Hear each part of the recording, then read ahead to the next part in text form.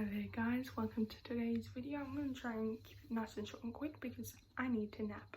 It is pretty much 12:30 in the morning. So today's vlog is from the 23rd of January 2020. A few interesting conversations. I kind of really kicked off with a gal who was a French Muslim, though I didn't see that at the start.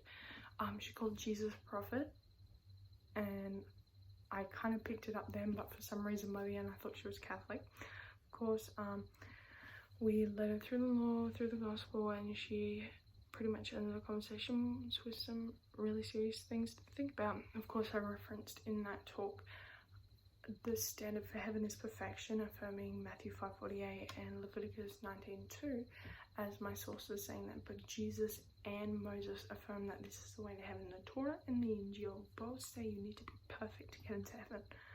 Now, I would normally like to say, why doesn't the Quran say this? Why does the Quran suddenly change and it's all about good works? But our focus is the gospel. Had a Chinese atheist who believed in what he called Chinese tales, which was quite interesting.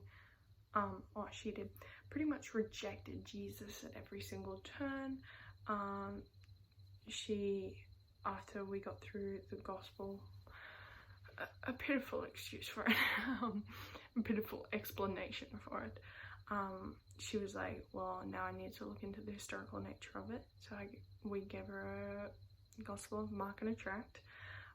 She insisted that she read a lot of history and a Chinese Bible, but it had always appeared to her as fairy tales, and I was like, well, clearly you haven't read Luke and the start of Matthew. Had two Korean tourists with fantastic English, really did not want to think about it. We're just like, if I die, that's what happens, that happens.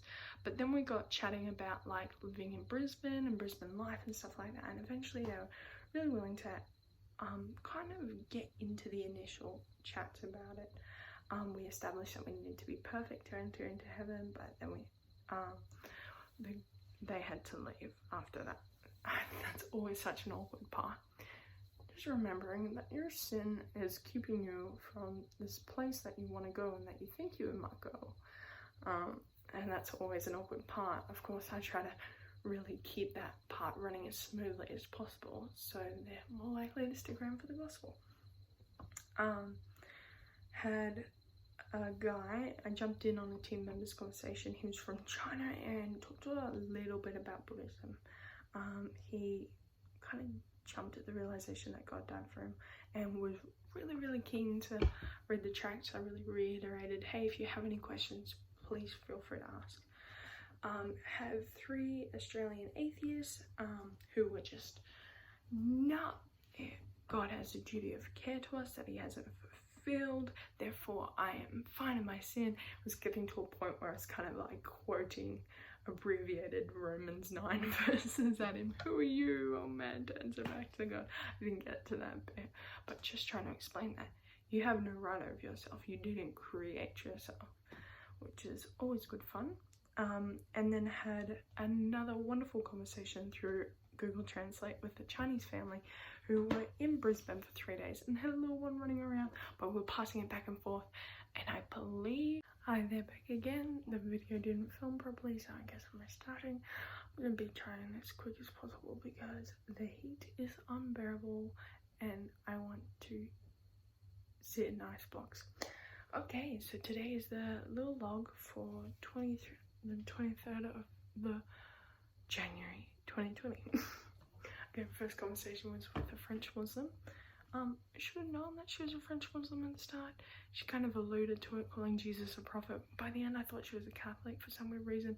But what really helped in this conversation was the fact that affirming that the standard for God, for us as human beings to enter into heaven, is of course perfection, being completely without sin.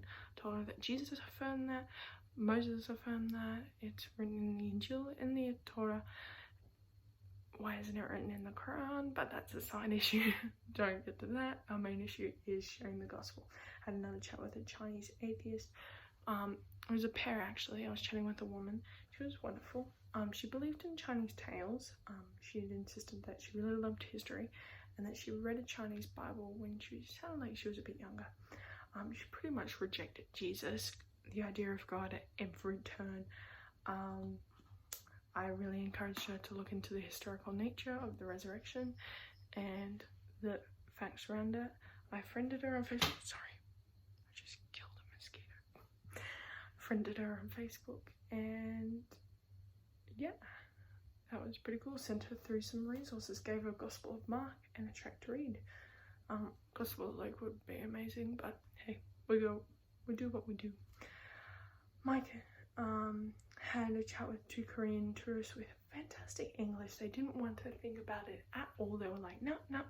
But then they started asking me about Brisbane real estate, and so then we got a long chat with that. And then eventually we were able to share the gospel, not share the gospel, but share their current situation.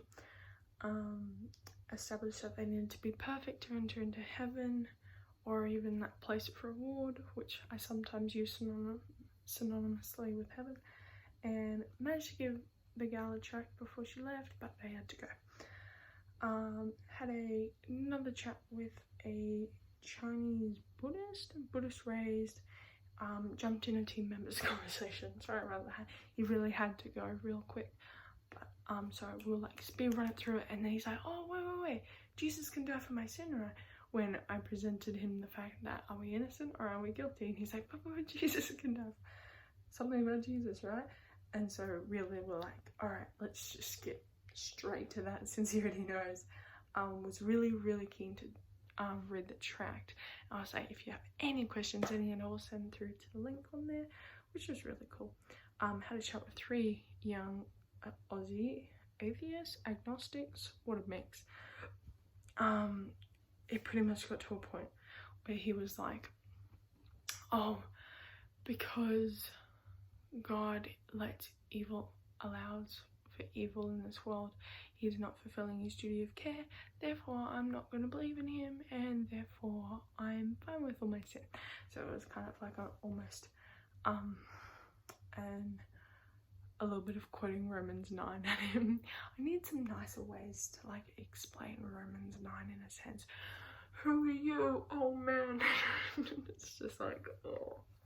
But I did say some classic stuff of, hey, you didn't create your body, you don't own your body.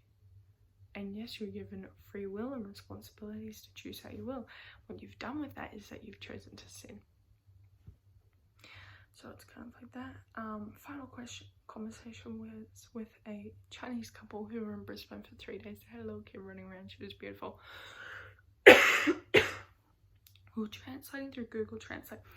Are you back again? So that was really cute having them chat with that through Google Translate. I kind of began to realize she did have an idea of God, that he offered forgiveness, but she couldn't explain to me how he actually forgave us. And so I was able to leave them with a tract, but it sounds like they have had a Christian experience, are Christians. Anyway, so that's my little log for the 23rd of January. Looking forward to making some more. Thanks for watching.